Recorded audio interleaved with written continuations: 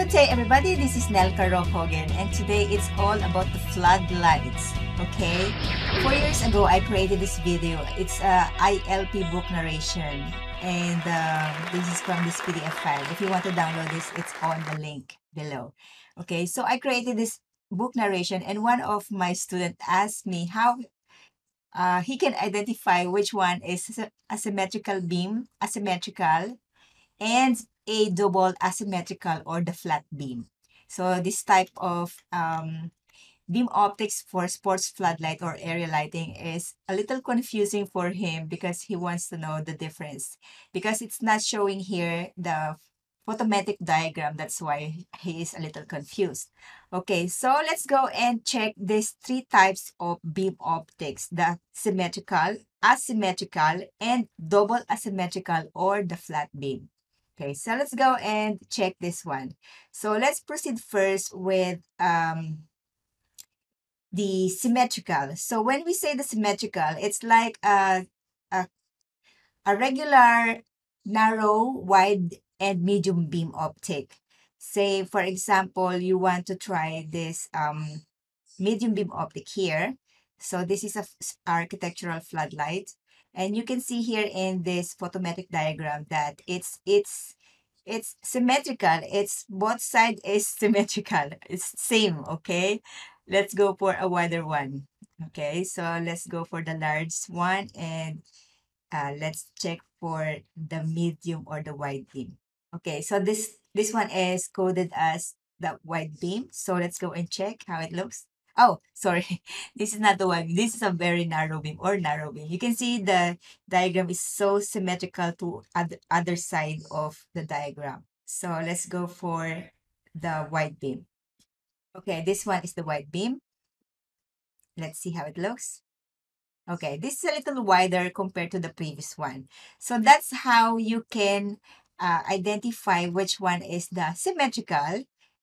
It means it's both side is symmetric. It's same to the other side. Later on, you will easily check or identify which one is the asymmetrical.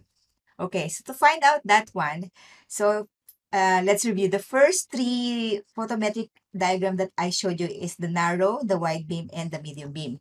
So let's go now to the asymmetrical beam. So let's try this one. And you can see, for example, that this one is a type of okay, so this one is the asymmetrical beam. And you can easily find it. Sometimes it's in the description of the luminaire or in the specification sheet. Yes, you can see here it says asymmetrical 40 degrees light distribution. Okay, so now let's proceed. What is the double asymmetrical or what we called the flat beam? And the flat beam is usually like this one.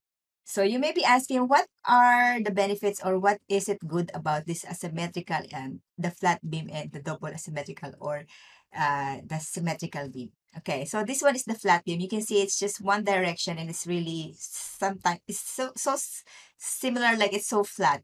And this one is good for sports lighting where you need to you want to reduce the glare. And it's very good because it's not really a glary one.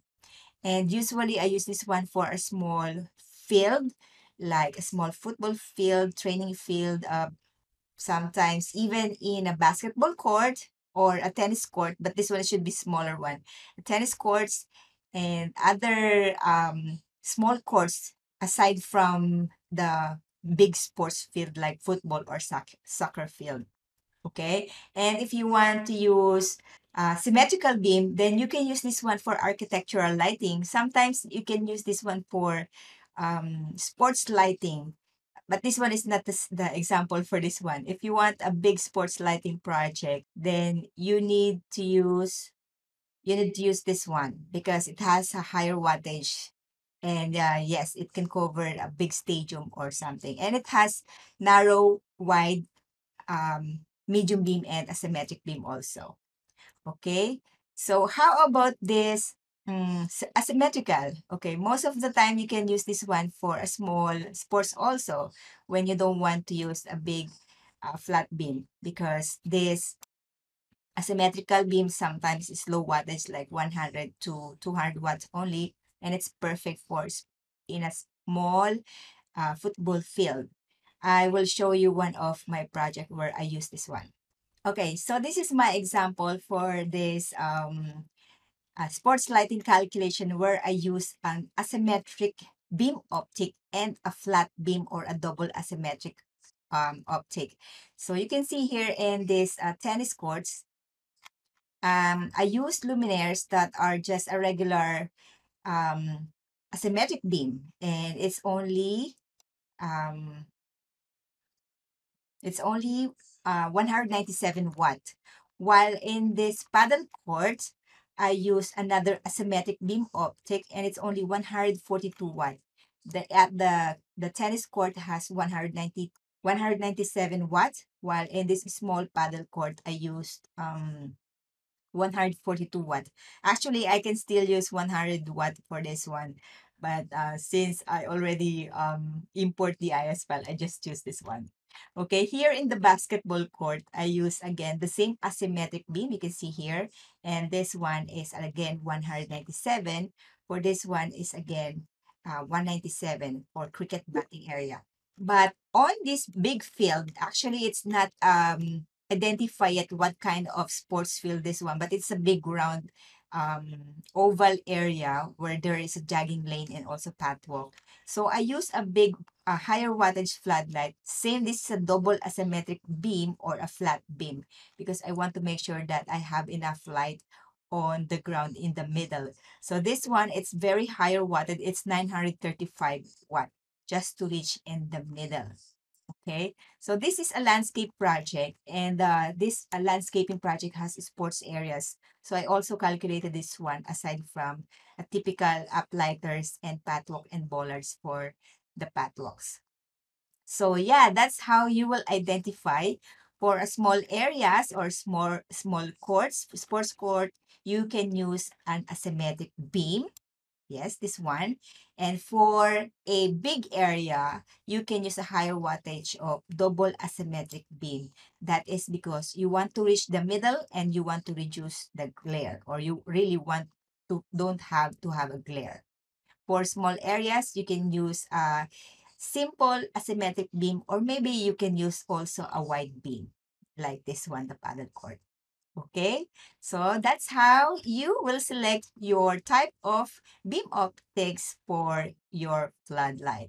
Okay, so for you, my little friend who are confused, who is really confused with this type of beam optics, this is how you will select. Once you get used to sports lighting, you will learn this one more and more, and you can easily identify what types of optic you are going to use for the sports lighting. And by the way, just sorry, I will plug in it now. I'm going to have another course in Udemy, and that is all about the outdoor sports lighting design techniques. So this includes a lot of sports areas like basketball, tennis courts, paddle courts, and maybe outdoor swimming pool and other small sports facilities for outdoor. Okay, so watch out for this new course in Udemy. Okay, so that's it for now, and I hope you learned something today. See you again on the next video. Bye.